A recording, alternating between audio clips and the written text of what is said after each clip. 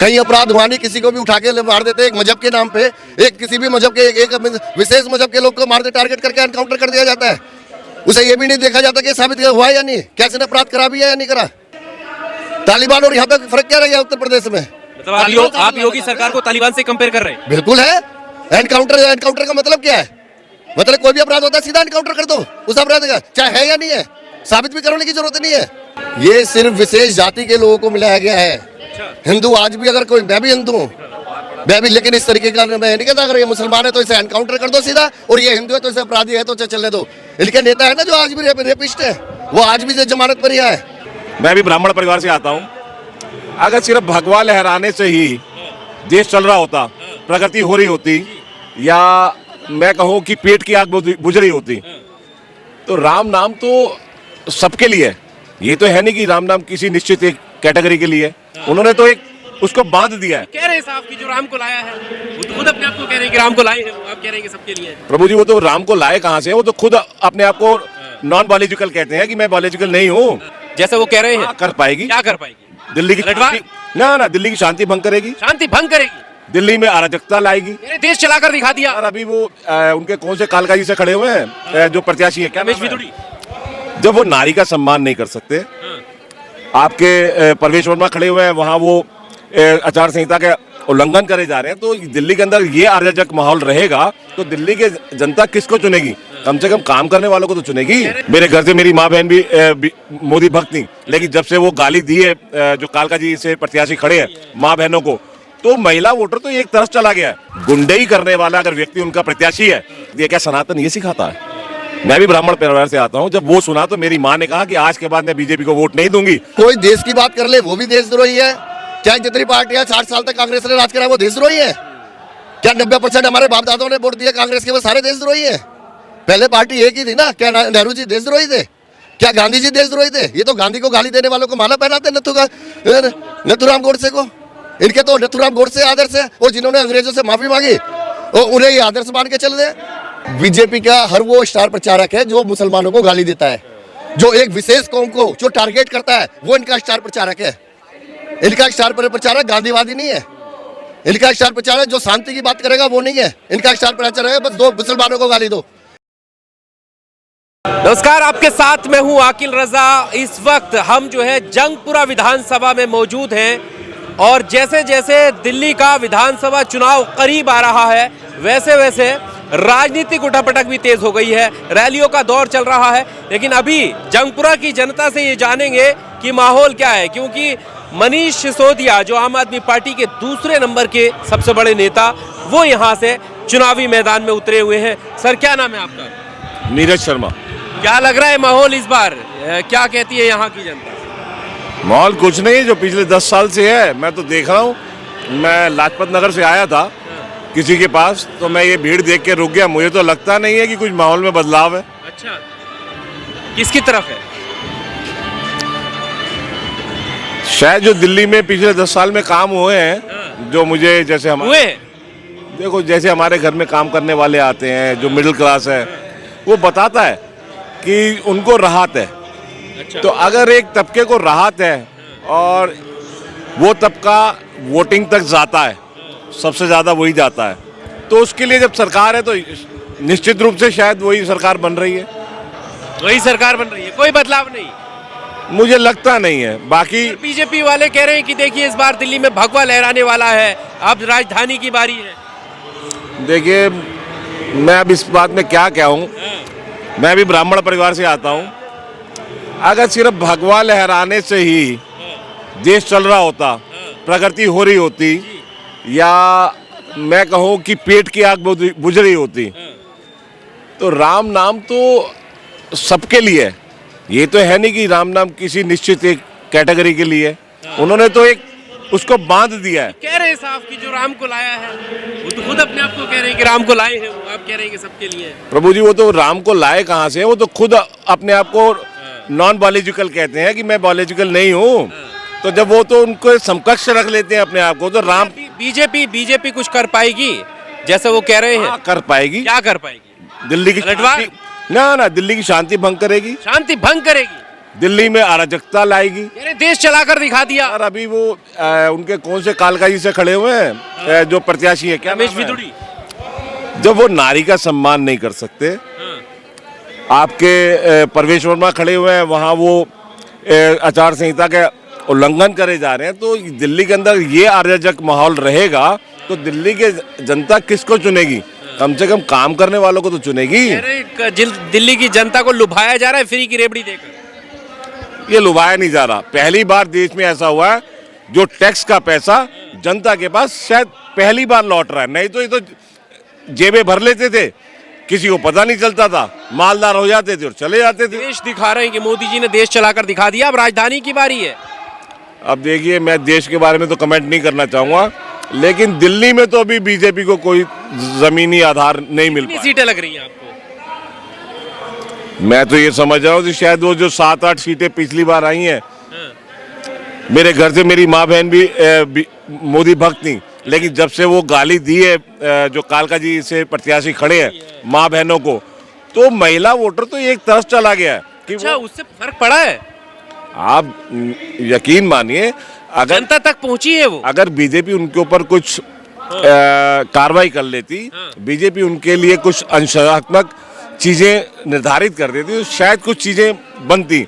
लेकिन इतना अराजक और इतना गुंडई करने वाला अगर व्यक्ति उनका प्रत्याशी है और वही सीएम बन गया, जो एक महिला को ये कह रहा है हिरनी जैसी चल रही है, एक माननीय जो सांसद है उनको कह रहे हैं उनके गाल जैसे सड़क बनेगी। कितना निंदनीय और कितना अशोभनीय वाक्य है ये एक उस आदमी के लिए जो समाज को प्रतिनिधित्व करने जा रहा है और ये कहता है कि मैं एक ऐसी पार्टी से हूं जो नीतिगत राम और सनातन को पालन करती है। क्या सनातन ये सिखाता है?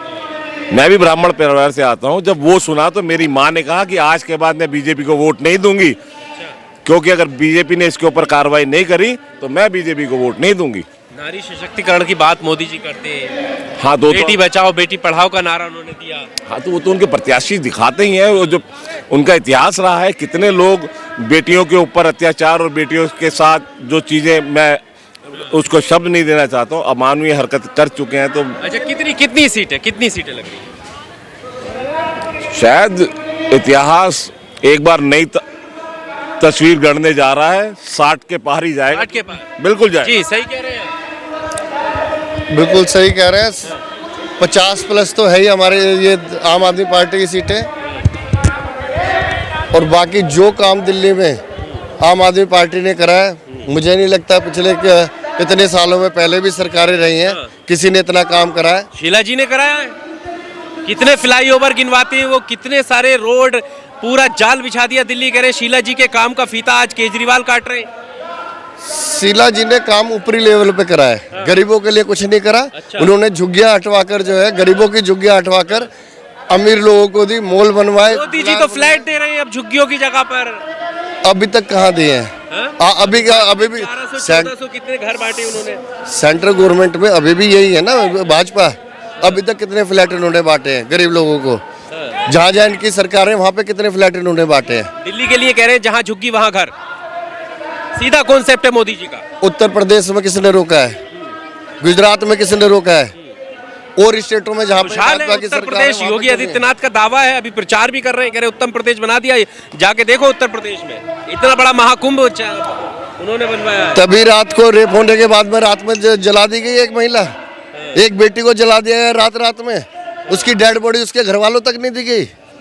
ये राज्य है, अहिंसा चरम सीमा पे पहुंचा हुआ है, और आज तक एनकाउंटर कर दिए जाते हैं। कोई भी अपराधी उसमें साबित होने से पहले ही एनकाउंटर कर दिया जाता है। क्या जरूरत है कोर्ट की? क्या जरूरत है दिल्ली पुलिस की? मार दो रात में, कोई भी अपराध होता है, साबित होने की जरूरत ही नहीं है। मजिस्ट्रेटों की जरूरत कहाँ रह गई है फिर देश में? ये आप सही समझते हैं ये चीजें? कई अपराध हुआ नहीं, किसी को भी उठा के मार देते एक मजहब के नाम पे, एक किसी भी मजहब के एक विशेष मजहब के लोग को मार दे, टारगेट करके एनकाउंटर कर दिया जाता है। उसे ये भी नहीं देखा जाता कि साबित हुआ है या नहीं, कैसे ने अपराध करा भी है या नहीं करा। ये देश चाहते हैं आप? अगर लोग चाहिए नहीं, विश्वास ही नहीं है कोर्ट पे, देश की कोर्ट पे, तो इन्हें हटा दो ना। मजिस्ट्रेट की कहाँ जरूरत है?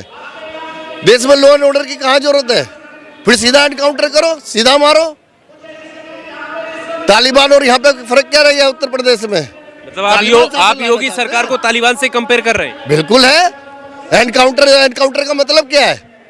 मतलब कोई भी अपराध होता है सीधा एनकाउंटर कर दो उस अपराध का, चाहे है या नहीं है, साबित भी करने की जरूरत नहीं है। अगर कहीं रात को कोई अपराध हुआ है, आपको पता है कि वहां पे वो शख्स था या नहीं है, उसे कम से कम साबित तो होने दो वो अपराधी है या नहीं है, या सीधा एनकाउंटर कर दोगे आप?